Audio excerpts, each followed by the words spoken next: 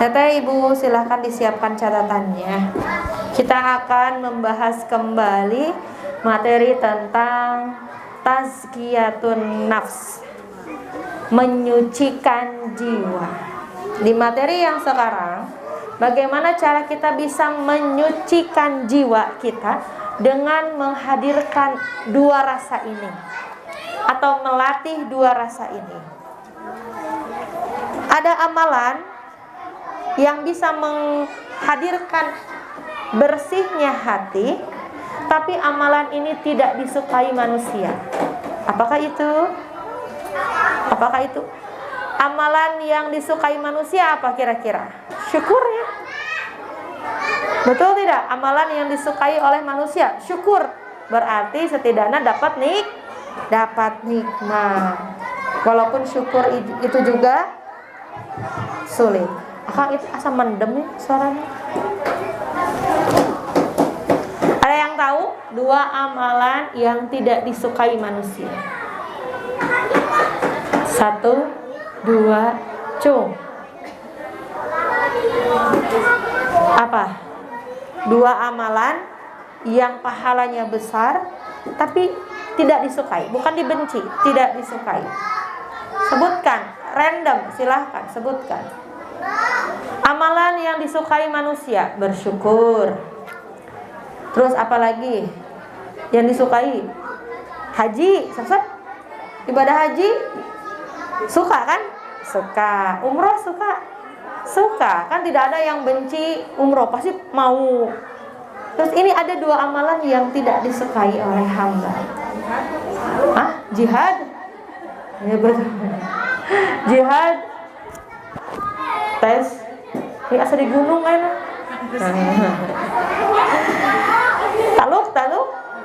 Taluk ini. Ya, jihadnya wanita kan apa Bu? Justru teh jihad. Ya, masak itu jihad. Terus apalagi jihadnya manusia? Wanita. Ibadah haji jihad untuk wanita. Dia adalah 1, ridho. 2, sabar. Susah nggak Bu? Susah ya? Suka nggak lah disebutkan cing sabar atau kesel nggak? Langsung dia tidak tahu. Jangan bicara sabar denganku. Nah, kamu tidak tahu rasanya kan? Nah, tidak disukai kan? Disuruh apa? Disuruh ridho, disuruh sabar. Padahal itu dua amalan yang bisa mengantarkan ke jannah tanpa apa? Tanpa hisab. Karena di sebuah dalil dikatakan bahwa orang itu masuk surga bukan karena amalannya, tapi karena rahmat Allah. Rahmat di sini adalah karena Allah ridho. Karena kalau masuk surga karena amal solih, ada seorang manusia di zaman Rasulullah yang belum pernah bersujud satu kali ke dalam tanah, di tanah, tapi dia jadi penghuni surga. Siapakah dia?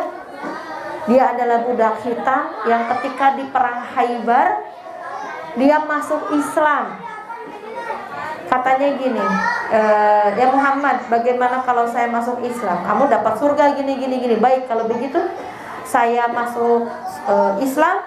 Disebutkan setelah itu saya ingin mati, syahid. Di sini adanya. Nanti lukanya ke sini, nembus ke sini. Budaknya hitam, maksudnya budak hitam teh sanes tuyulnya Bu. Apa ya? Budak Habasah kayak Bilal lah hitamnya. Kemudian ternyata setelah dilihat, kata Rasulullah, betul budak tadi yang meminta supaya syahid itu benar dengan luka yang percis dia sebutkan. Kata Rasulullah, siapa yang ingin melihat ahli surga tapi dia belum pernah bersujud sekalipun kepada Allah, dialah orangnya. Tuh. Jadi bukan karena sholat kita bisa masuk surga, tapi karena ridho Allah.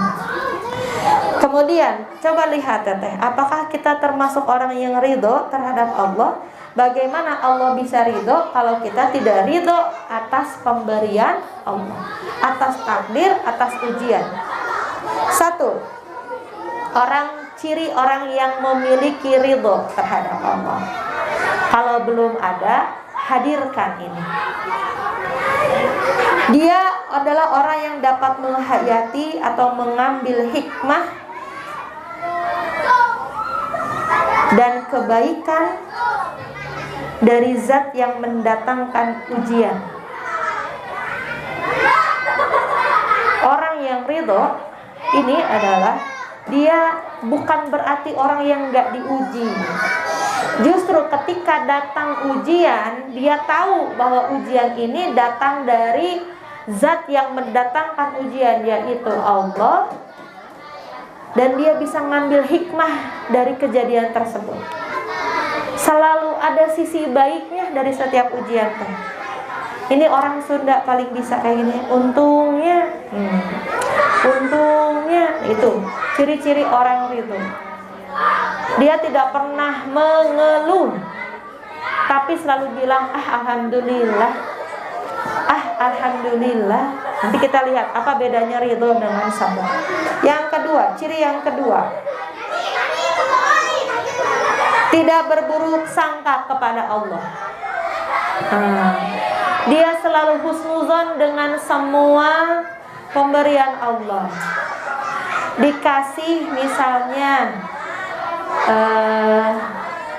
dikasih tinggi badan segini, ya, alhamdulillah sakit oge untuk kerdil.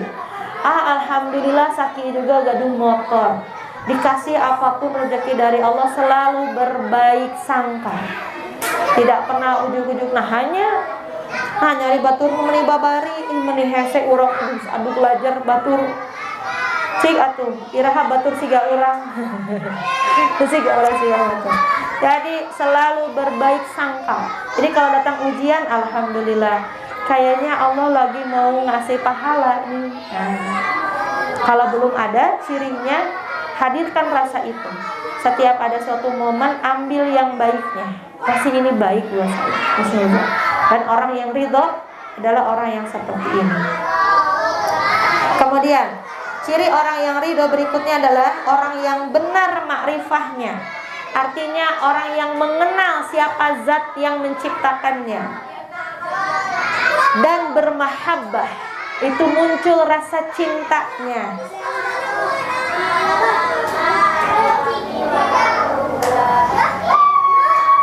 Terus, dan orang yang seperti ini yang dapat mencapai tingkat ridho. Jadi cirinya orang yang bermakrifah dan bermahabbah. Kemarin sudah dikatakan ya, orang bermahabbah itu apa, Ibu? Orang yang muncul rasa rindu, orang yang ingin selalu bertemu. Dan orang-orang yang seperti ini orang-orang yang sudah ridho, sudah mengenal siapa Allah. Jadi kalau misalnya dikasih ujian ini, kita tahu, oh, saya tahu kok Allah tuh maha baik, pasti tidak akan meninggalkan hambanya. Ini sama seperti dengan Hajar. Tahu Hajar? Ibunda Hajar. Ketika ditinggalkan oleh Ibrahim, Nabi Ibrahim alaihissalam dengan anaknya yang masih bayi, di tengah padang pasir di lembah Bakkah. Nama Mekkah, dulu mah Bakkah. Saking isinya batu-batu hitam tajam, panas, nggak ada air. Tapi apa yang dikatakan oleh Hajar, kalau ya Ibrahim, mau kemana kau? Apa mau meninggalkan saya? Coba mau ibu langsung banyak beret-beret dasar suami tidak tahu diri, dasar segala rupanya. Kemudian Hajar bilang apa? 3 kali, Ibrahim, apakah kamu tega meninggalkan aku dengan anakmu? 2, tidak. Nungtreng Nabi Ibrahim teh bukan tega, lagi nangis. Nabi Ibrahim teh nggak tega ninggalinnya, tapi ini karena perintah. Kemudian 3 kali bertanya, nggak ngejawab. Kata Hajar, apakah ini perintah Allah? Barulah Nabi Ibrahim berbalik, iya. Kemudian apa kata Hajar? Kalau begitu Allah tidak akan menyia-nyiakan kami. Udah matawakal, ridho dengan ujian yang dilakukan, dengan ujian yang diberikan. Udah tahu bahwa Allah tidak akan menyia-nyiakan seorang hambanya. berarti dia sudah makrifah, sudah kenal